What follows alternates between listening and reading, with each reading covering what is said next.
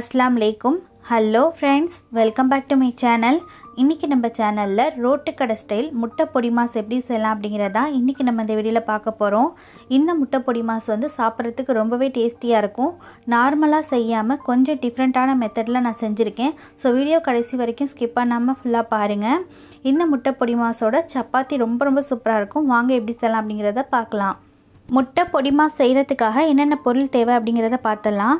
நான் 8 பெரிய வெங்காயம் வந்து உரித்து வச்சுருக்கேன். உங்கள் குவான்டிட்டியை பொறுத்து நீங்கள் வெங்காயம் ஆட் பண்ணிக்கோங்க. 2 முட்டை ஆட் பண்ணுறீங்க அப்படின்னா 1லேருந்து 2 வெங்காயம் ஆட் பண்ணிக்கலாம். அப்போ தான் நல்லாயிருக்கும் டேஸ்ட்டு. இது கூட ஒரு பெரிய சைஸ் அளவுக்கு தக்காளி, காரத்துக்காக 4 பச்சை மிளகாய் எடுத்து வச்சுருக்கேன், 7 பூண்டுப்பல் எடுத்து வச்சுருக்கேன். பூண்டுப்பல் எதுக்காக அப்படின்னா முட்டை வந்து சில பேருக்கு செரிமானம் ஆகாதுன்னு சொல்லுவாங்க. அவங்களுக்கு வந்து இந்த மாதிரி பூண்டு சேர்த்து செஞ்சீங்க அப்படின்னா அந்த ப்ராப்ளம் வராது. இப்போ இது எல்லாத்தையுமே நம்ம வந்து கட் பண்ணி எடுத்துக்கலாம். நான் வந்து இந்த சாப்பர் மூலியமாக தான் எல்லாத்தையுமே கட் பண்ணிக்க போகிறேன். நீங்கள் வந்து கத்தியால் கட் பண்ணுறீங்க அப்படின்னா நல்லா நைஸாக வந்து கட் பண்ணி எடுத்துக்கோங்க.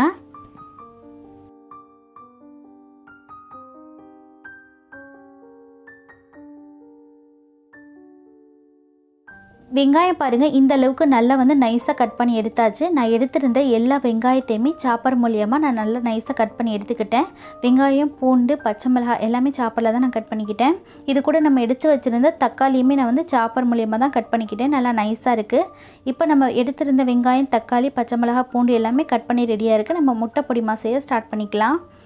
முட்டை பொடி மாஸ் செய்கிறதுக்காக ஒரு கடாயில் 2 டேபிள் ஸ்பூன் அளவுக்கு தேங்காய் எண்ணெய் ஆட் பண்ணிக்கிறேன். தேங்காய் எண்ணெய் உங்களுக்கு விருப்பம் இல்லை அப்படின்னா கடல் எண்ணெய், அப்படி இல்லைன்னா நார்மல் குக்கிங் ஆயில் கூட யூஸ் பண்ணிக்கலாம். எண்ணெய் நல்லா ஹீட் ஆனதுக்கப்புறமா நம்ம கட் பண்ணி வச்சுருந்த பூண்டுப்பல் ஆட் பண்ணிக்கலாம். பூண்டுப்பல் வந்து நல்லா நைஸாக கட் பண்ணி ஆட் பண்ணிக்கோங்க. சில குழந்தைங்களுக்கு வந்து பூண்டு வந்து வாயில் கடிப்படும் போது அந்த அளவுக்கு வந்து அவங்களுக்கு விருப்பம் இல்லாமல் போயிடும். அதனால் பூண்டுப்பல் நல்லா நைஸாக கட் பண்ணி ஆட் பண்ணிக்கோங்க. பூண்டு அதிக நேரம் வதங்க வேணாம், 2 செகண்ட் வதங்கினா போதும். இப்போ இது கூட நம்ம கட் பண்ணி வச்சுருந்த வெங்காயத்தையும் ஆட் பண்ணிக்கலாம். வெங்காயம் வந்து குவான்டிட்டி அதிகமாக இருக்குது அப்படின்னு நினைக்காதீங்க. முட்டை பொடி மாஸ்க்கு வெங்காயம் அதிகமாக இருந்தால் தான் நல்லாயிருக்கும். அது மட்டும் இல்லாமல் வெங்காயம் வந்து வதங்க குவான்டிட்டி கம்மியாயிரும். அதனால் கொஞ்சம் அதிகமாகவே எடுத்துக்கோங்க. இப்போ வெங்காயம் வந்து இந்த அளவுக்கு நல்லா கலர் சேஞ்ச் ஆகிடுச்சு. இந்த அளவுக்கு கலர் சேஞ்ச் ஆனதுக்கப்புறமா பச்சை மிளகாய் ஆட் பண்ணிக்கோங்க. பச்சை மிளகாய் நீங்கள் வந்து வெங்காயம் ஆட் பண்ணும்போது ஆட் பண்ணிட்டீங்க அப்படின்னா ரொம்ப காரம் ஏறி போயிடும், அந்த அளவுக்கு டேஸ்ட் இருக்காது. அதனால் இந்த ஸ்டைலில் ஆட் பண்ணிக்கோங்க. பச்சை மிளகாய் ஆட் பண்ணிவிட்டு ஒரு டைம் நல்லா மிக்ஸ் பண்ணி விட்டுக்கோங்க. இப்போ பாருங்கள், வெங்காயம் வந்து மறுபடியும் இந்த கலர் ஆகிடுச்சு. வெங்காயம் வந்து ரொம்ப வந்து வதங்க வேணாம், கொஞ்சம் வந்து க்ரன்ச்சினஸாக இருந்தால் தான் பொடி மாஸ் வந்து நல்லாயிருக்கும்.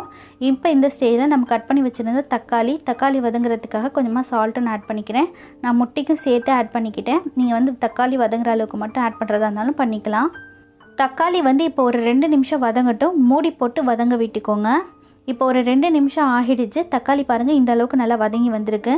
தக்காளியும் அதிகமாக வதங்கணும் அப்படின்னு அவசியம் இல்லைங்க, பச்சை ஸ்மெல் போகிற வரைக்கும் வதங்கினா போதும். இப்போ இந்த ஸ்டேஜில் நம்ம வந்து மசாலா ஆட் பண்ணிக்கலாம். 1/2 டீஸ்பூன் அளவுக்கு நான் மிளகாய்த்தூள் எடுத்திருக்கேன். உங்கள் காரத்துக்கு ஏற்ற மாதிரி ஆட் பண்ணிக்கோங்க. 1/2 டீஸ்பூன் அளவுக்கு மஞ்சள் தூள், இதை ஆட் பண்ணிவிட்டு நல்லா வந்து மிக்ஸ் பண்ணி விட்டுக்கோங்க. மசாலாவோட பச்சை ஸ்மெல் போகிற வரைக்கும் ஃப்ரை பண்ணிக்கலாம்.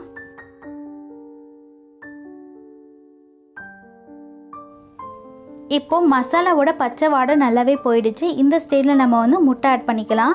நம்ம எடுத்திருக்க இந்த வெங்காயம் தக்காளி குவான்டிட்டியை பொறுத்து நம்ம 10 முட்டை வரைக்கும் ஆட் பண்ணிக்கலாம். ஆனால் நான் வந்து இன்றைக்கி 8 முட்டை மட்டுமே தான் ஆட் பண்ணிக்க போகிறேன். முட்டை ஆட் பண்ணிவிட்டு உடனே வந்து மிக்ஸ் பண்ணி விடாதீங்க. இந்த மாதிரி வந்து ஸ்ப்ரெட் பண்ணி விட்டுக்கோங்க. ஸ்ப்ரெட் பண்ணி விட்டுட்டு ஒரு 2 நிமிஷம் அப்படியே விட்டுருங்க. 2 நிமிஷத்துக்கு அப்புறமா வந்து பொறுமையாக வந்து திருப்பி போட்டுக்கோங்க. உடனே நீங்கள் வந்து மிக்ஸ் பண்ணிட்டீங்க அப்படின்னா முட்டை வந்து குழஞ்சி போன மாதிரி ஆயிரும், அந்த அளவுக்கு நல்லா இருக்காது. அதனால் வந்து பொறுமையாக ஒரு 2 நிமிஷத்துலேருந்து 3 நிமிஷத்துக்கு அப்புறமா திருப்பி போட்டுக்கோங்க. இந்த மாதிரி மறுபடியும் பாருங்கள், நான் திருப்பி போட்டு 2 நிமிஷம் விட்டுட்டேன். அதுக்கப்புறமா தான் நான் வந்து ஃபுல்லாகவே மிக்ஸ் பண்ணிக்கிட்டேன். இந்த மாதிரி செஞ்சிங்கன்னா தான் முட்டை வந்து குழஞ்சி போகாமல் உதிரியாக நல்லா கரெக்டான பதத்தில் வரும். இப்போ ஒரு 10 நிமிஷம் போல் ஆகிடுச்சு. முட்டை வந்து பாருங்கள் நல்லா வெந்து உதிரி ஆகிடுச்சு. இந்த ஸ்டேஜில் நம்ம ரோட்டு கடை ஸ்டைல் கொண்டு வரதுக்காக கொஞ்சமாக நான் கருவேப்பிலை ஆட் பண்ணிக்கிறேன். கருவேப்பிலை ஆட் பண்ணிவிட்டு இன்னும் கொஞ்சம் வந்து டேஸ்ட்டை எடுத்து கொடுக்கறதுக்காக 1 டீஸ்பூன் அளவுக்கு நான் சிக்கன் மசாலா ஆட் பண்ணிக்கிறேன். சிக்கன் மசாலா ஆட் பண்ணிங்க அப்படின்னா டேஸ்ட் வந்து ரொம்ப நல்லாயிருக்கும். ரோட்டு கடை ஸ்டைலில் உங்களுக்கு சாப்பிடணும் அப்படின்னு தோணுச்சுன்னா சிக்கன் மசாலா ஆட் பண்ணிக்கோங்க. உங்களுக்கு விருப்பம் இல்லைன்னா ஸ்கிப் பண்ணிக்கலாம். கடைசியாக வந்து கொத்தமல்லி ஆட் பண்ணிவிட்டு நல்லா வந்து மிக்ஸ் பண்ணிக்கோங்க. சிக்கன் மசாலா ஆட் பண்ணிவிட்டு அதிக நேரம் வதங்கணும் அப்படின்னு அவசியம் இல்லைங்க, ஒரு 2 நிமிஷம் வதக்கி விட்டால் போதும். அவ்வளோதாங்க, நம்மளோட சூப்பரான முட்டை பொடி மாஸ் வந்து ரெடி ஆகிடுச்சு. இந்த முட்டை பொடி மாஸை வந்து இப்போ நம்ம ஒரு பிளேட்டில் மாற்றிடலாம். இப்போது ரொம்ப ரொம்ப சூப்பரான ரோட்டுக்கடை ஸ்டைல் முட்டை பொடி மாஸ் வந்து ரெடி ஆகிடுச்சு. இந்த முட்டை பொடி மாஸோட சுட சுட சப்பாத்தியோடையும் வீட் பரோட்டாவோடையும் சாப்பிட்டு பாருங்கள். ரொம்ப ரொம்ப எம்மியாக இருக்கும். அது மட்டும் இல்லாமல் ரசம் சாதம், சாம்பார் சாதம், கருவாட்டு குழம்போடையும் அட்டகாசமாக இருக்கும்.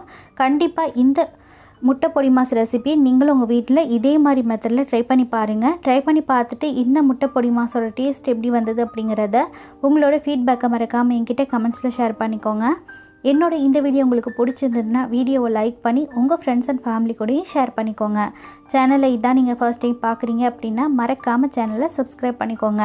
பக்கத்துலேயே வர நோட்டிஃபிகேஷன் பெல்லையும் கிளிக் பண்ணிவிட்டு ஆளுங்கிற பட்டனையும் செலக்ட் பண்ணிக்கோங்க. அப்போ தான் இனி நான் போடக்கூடிய ஃபியூச்சர் அப்டேட்ஸ் எல்லாமே உங்களுக்கு உடனுக்குடனே கிடைக்கும்.